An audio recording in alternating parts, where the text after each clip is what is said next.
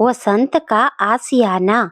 Office में जनसंपर्क अधिकारी के रूप में मिस चंद्रिका की नियुक्ति हुई थी। उसके मेकअप व पहनावे की चर्चा जोरों पर थी। मिस चंद्रिमा के ऑफिस में प्रवेश करते ही जैसे खुशबू और ताजगी का झोंका प्रवेश कर जाता। उसके कपड़े, उसकी चाल, उसका अंदाज देखते ही रहते सारे कर्मचारी। ऑफिस के आधे दर्जन लोगों ने तो अपना कुछ वक्त इसी खोज में लगा दिया था कि वह जो परफ्यूम लगाती हैं उसका नाम क्या है। अरे भाई, वह मिलता कहाँ है। इसमें गलती किसी की न थी। वह थी ही भला की खूबसूरत, किसी विदेशी डॉल जैसी। उसका रंग बड़ा ही अलौकिक था, दूधिया गुलाबी कह सकते हैं। प्रकृति ने बड़ी बारीकी से रचा था उसे। मुझे से कब बात करेगी, कब मेरे करीब से गुजरेगी, ऑफिस के हर पुरुष की ख्वाहिश बनने लगी थी। अपने टिफिन बॉक्स में क्या है, इससे ज्यादा ध्यान अब इस बात पर रहने लगा था कि आज चंद्रिमा ने कौन से रंग की ड्रेस पहनी होगी, कौन सा रंग उसे सूट करता है, कौन सा रंग सूट नहीं करता। यह तो था पुरुष वर्ग का खेमा। महिलाएं इन सब बातों से अलग जोड़ घटाव में लगी रहती थी कि कितने मिनट बॉस की केबिन में थी, वह कितनी बार मैनेजर से बात की, बात करते वक्त हाव भाव कैसे थे, उस पर अपनी क्रिया प्रतिक्रिया देकर अपनी बौद्धिक क्षमता को दर्शाने जैसा था। मिस चंद्रिमा के आने के बाद से ऑफिस का माहौल बदल गया था। कंपनी के अकाउंट सेक्शन में घोषाल बाबू वरिष्ठ अधिकारी के पद पर 25 साल से नौकरी करते हुए 50 की उम्र पार कर चुके थे। बड़े ही सभ्य विचारधारा के व्यक्ति थे। वे गर्व से कहते, आज तक हम एक बार भी बीमार नहीं हुए।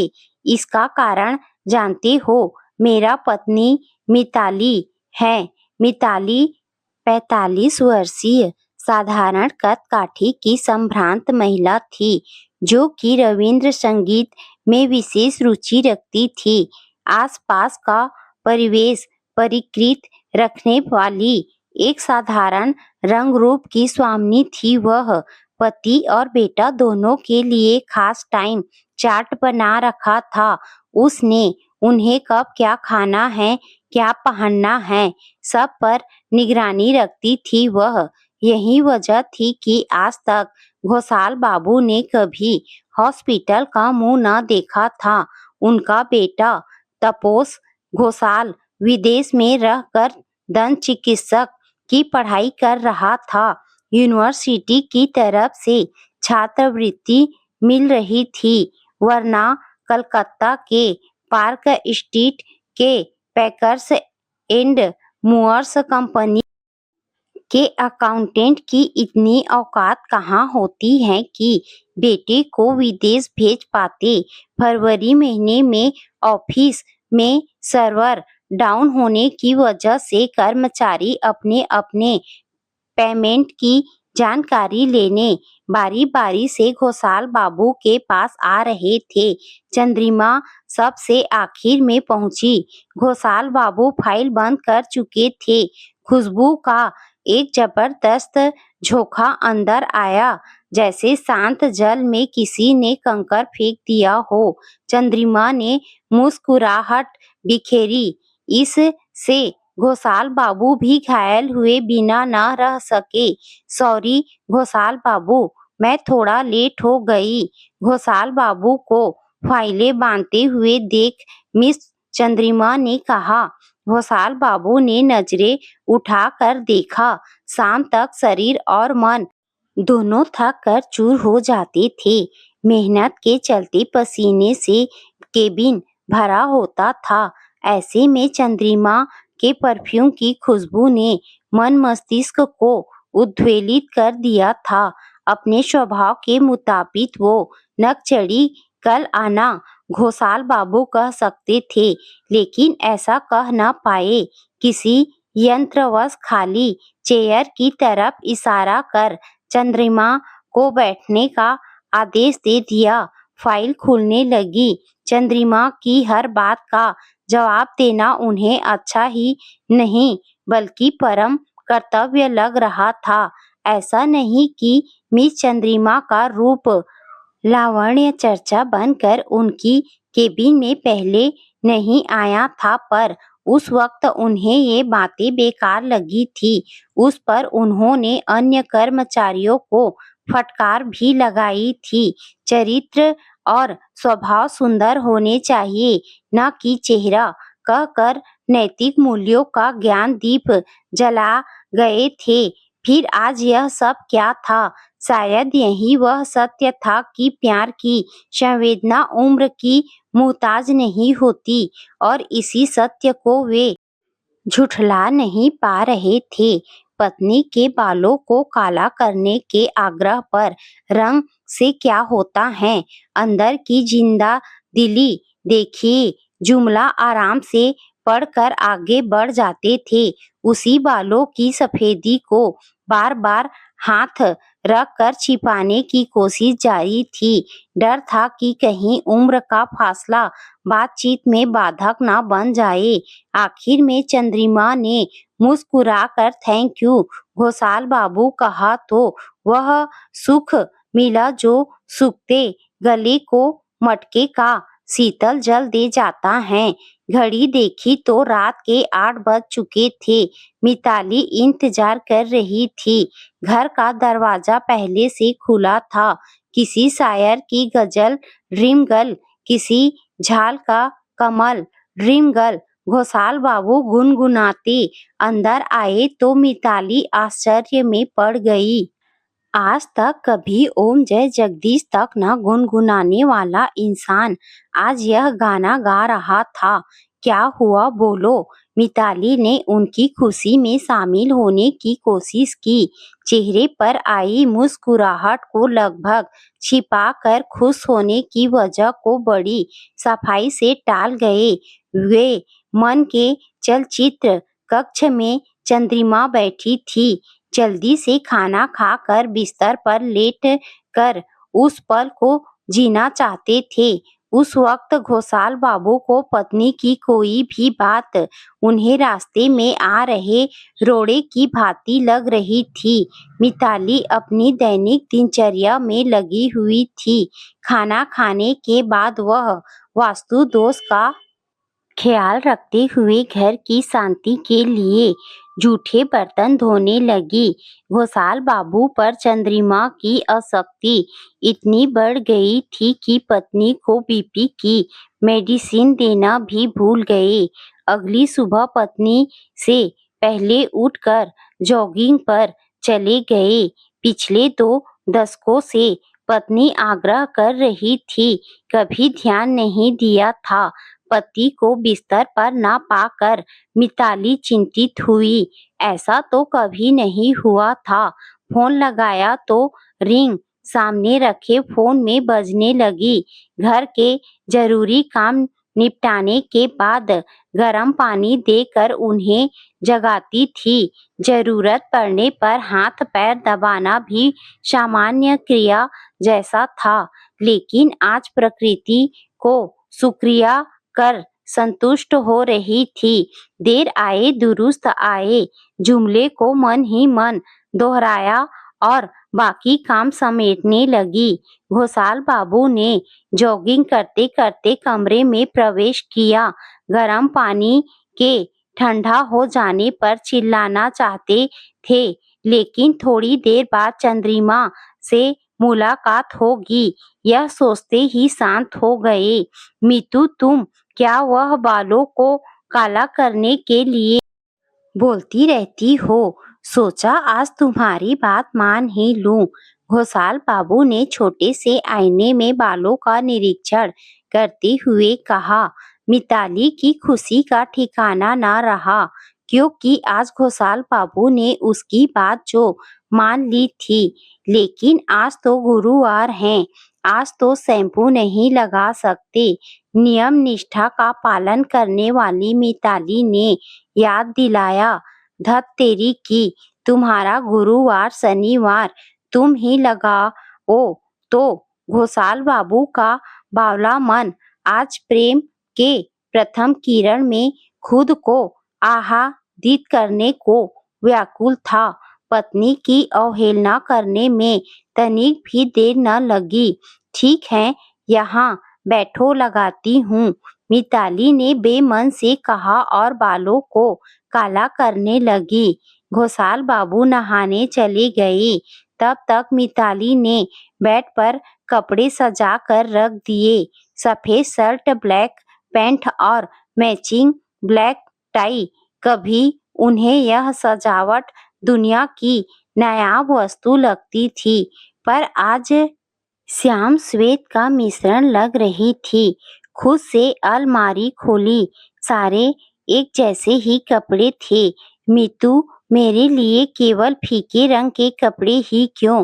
घोषाल बाबू ने बेमन से कपड़े पहनते हुए कहा। मिताली ने आश्चर्य भरी निगाहों से पति की ओर देखा। पिछले ही दिनों बेटे द्वारा भेजे गए मैरून और ड्रीम ब्लू शर्ट को यह कहकर ठुकरा दिया था कि परिधान का रंग व्यक्ति के व्यक्तित्व और उम्र के साथ चरित्र को भी निखारता है। पर ऑफिस जाते समय शांति रखने वाली मिताली ने बहस को चुप रहकर रोक दिया था। कल तो पेमेंट वजह थी, लेकिन आज ऐसा क्या करे कि मिस चंद्रिमा केबिन में आए। घोषाल बाबू दिन भर इसी फिराक में रहे, अपने द्वारा बनाए गए दायरे को तोड़कर लक्ष्य तक पहुंचना नहीं चाहते थे। वे इन बातों को बीते हुए कुछ दिन हो गए थे। जीवन की गाड़ी फिर से पुराने रास्ते पर आ गई थी, लेकिन कहीं न कहीं चंद्रिमा नाम की खुशबू जीवन में बस गई थी।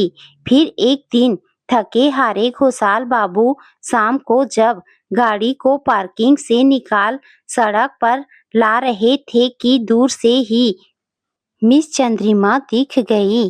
सोचा गाड़ी रोक कर कह दे, आ जाओ, छोड़ देता हूँ, पर जबान चिपक गई थी, आंखें स्थिर हो गई थी, कुछ भी न कह पाए। तभी मिस चंद्रिमा ने खुद ही गाड़ी रोकने का इशारा किया। मुंह मांगी मुराद पूरी हो गई। गाड़ी रुक गई। चंद्रिमा पीछे की सीट पर बैठ गई।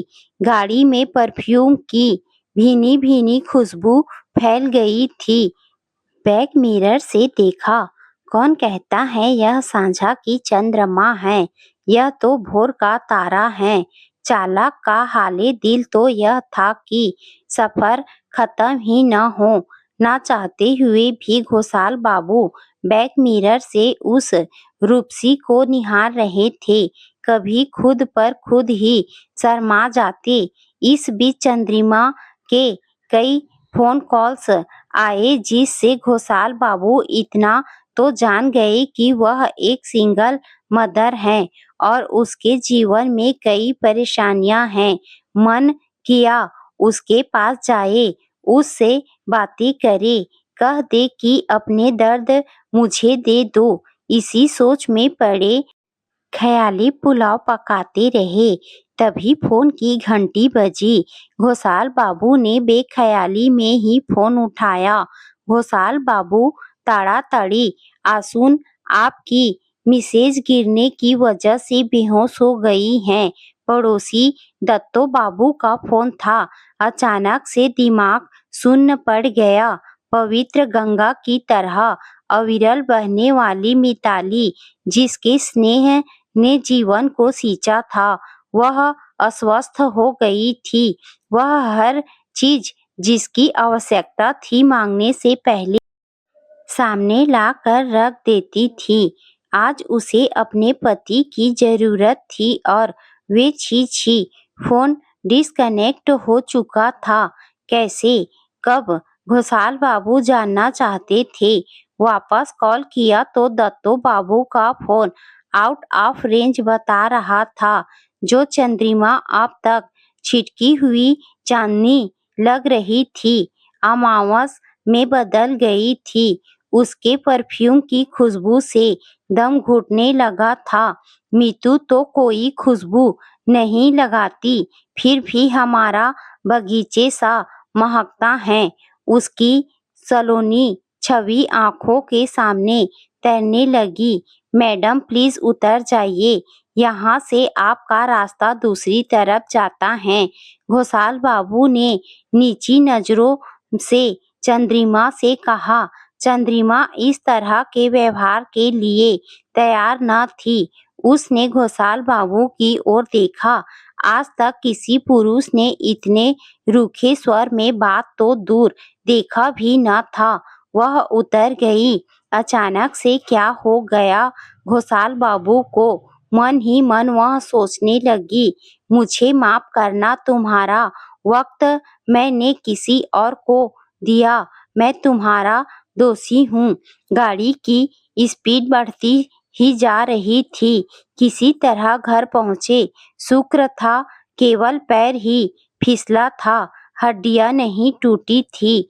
घर पहुँचे तो सामने एम्बुलेंस देखा। मन और ज्यादा बेचैन हो गया। अनायास आंखों से आंसू आ गए। उन्हें याद नहीं कि पिछली बार वे कब रोए थे, या फिर मिताली ने ऐसी नौबत ही नहीं आने दी थी। कमरे के अंदर आए। मिताली लेटी हुई थी, आंखें बंद थी। डॉक्टर साहब बगल में बैठे थे, बीपी जांच रहे थे। क्या हुआ है डॉक्टर साहब? बेचैन घोषाल बाबू ने जानना चाहा। चिंता की बात नहीं है, बहुत दिनों से बीपी की दवा नहीं ले रही थी, यही वजह है कि चक्कर आ गया। डॉक्टर साहब ने अपना बैग समेटते हुए कहा। याद आया, रात को दोनों एक दूसरे को दवा देते थे, लेकिन कुछ दिनों से अपनी गलती का एहसास हुआ। बगल में बैठकर फूट फूट कर रोने लगे घोषाल बाबू, जैसे पश्चाताप के आंसू निकल रहे थे। किसी को कुछ समझ नहीं आ रहा था। रोते क्यों हैं आप? एक ने पूछा। जिस जीवन संगनी ने पिछले 30 सालों में कभी छुट्टी नहीं ली, उसे मैं छुट्टी देने जा रहा था। उसे दवा न देना मेरी गलती थी। मैं जानता था उसे बीपी है, फिर भी मैं रात को जल्दी सो जाता था बिना उसे दवा खिलाए। आज उसे कुछ हो जाता तो मैं तपोन को क्या मुंह दिखाता, अपने आप से क्या कहता? दहाड़े मार कर रोने लगे। भावावेश में आकर घोषाल बाबू ने मिताली के माथे को चूमा। धीरे धीरे स्थिति सामान्य हुई। पड़ोसी अपने अपने घरों को चले गए। अगली सुबह मिताली देर तक सोई रही। घोषाल बाबू ने पूरे घर को साफ किया, झाड़ू पोछा बर्तन सब कुछ करते गए। पत्नी की तबीयत खराब होने से घर अस्त व्यस्त हो चुका था, जिसे अपने खोए खोए ख्यालों में रहने की वजह से उन्होंने ध्यान नहीं दिया था। पति को चाय बनाते देख, मैं करती हूँ ना, तुम रहने दो। और मिताली ने हाथ पकड़ लिया। तुमने बहुत किया है, मैं ही कभी समझा नहीं पाया तुम्हें। तुम पर चिल्लाना, तुम्हें डांटना, अब और नहीं। तुम बैठो, मैं तुम्हें चाय पिलाता हूँ, वह भी अदरक वाली। घोषाल बाबू ने टॉयलेट को कंधे पर संभालते हुए कहा। क्यों, आज ऑफिस नहीं जाना? नहीं, मैंने 10 दिनों की छुट्टी ली है। अभी से सिर्फ और सिर्फ तुम्हें देखना चाहता हूँ, तुम्हारे साथ जीना चाहता हूँ। घोषाल बाबू ने मिताली के बाजुओं को थामते हुए कहा। मिताली का चेहरा शर्म से लाल हो रहा था। घोषाल बाबू ने मीतू की छल लगती आंखों में अपने चेहरे को देखा। करीब आए, उसे बाहों में भर लिया। कामकाज में व्यस्त होकर जीवन के जिन नाजुक पलों को अनदेखा करते जा रहे थे, उन्हें समेट लिया। उम्र के उस पड़ाव में जिसे पतझड़ नाम देकर अनदेखा कर दिया जाता है, उन्होंने मिलकर वसंत का आशियाना बना दिया।